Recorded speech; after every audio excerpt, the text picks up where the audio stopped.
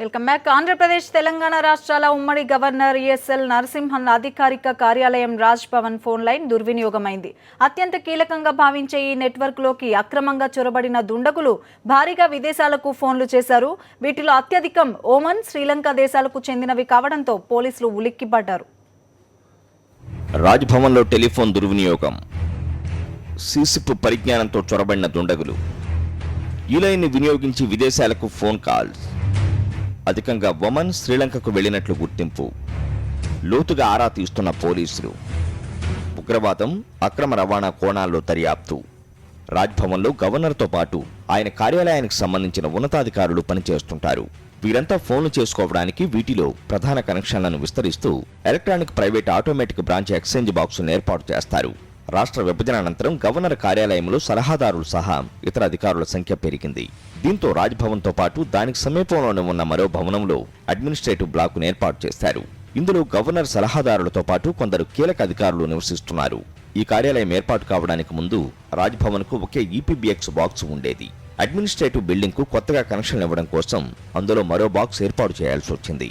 దీన్ని ఏర్పాటు చేసిన రాజ్భవన్ సాంకేతిక సిబ్బంది ప్రధాన ఈపీబీఎక్స్ బాక్స్ నుంచి దీని కనెక్షన్ ఇచ్చేందుకు గవర్నర్ కార్యాలయంలో తవ్వకాలు జరిపి వైరు వాడేందుకు సుముఖత చూపకుండా వైఫై పరిజ్ఞానంతో అనుసంధానించారు.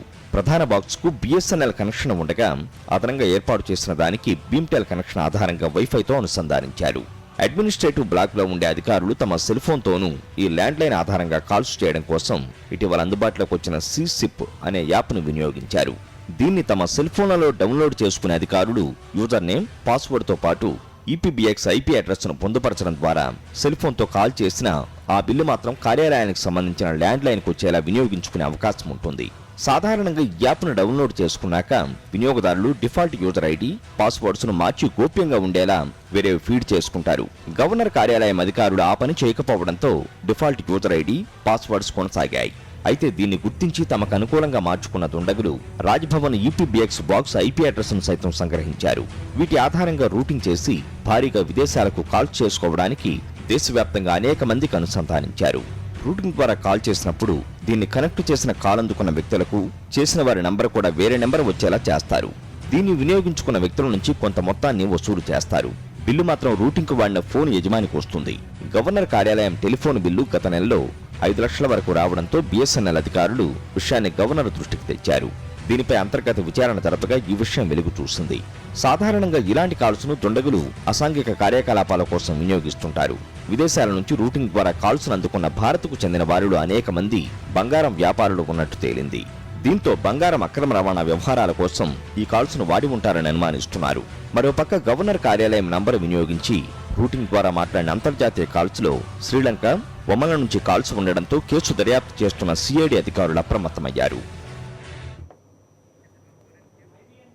రాజ్భవన్లో టెలిఫోన్ హ్యాకింగ్ కి సంబంధించి మరింత సమాచారం మా కరెస్పాండెంట్ తిరుమల అడిగి తెలుసుకుందాం. తిరుమల్, ఈ టెలిఫోన్ హ్యాకింగ్ కి పాల్పడిన దుండగులు ఎవరైనా వివరాలు ఇప్పటివరకు ఏమైనా తెలుసాయా?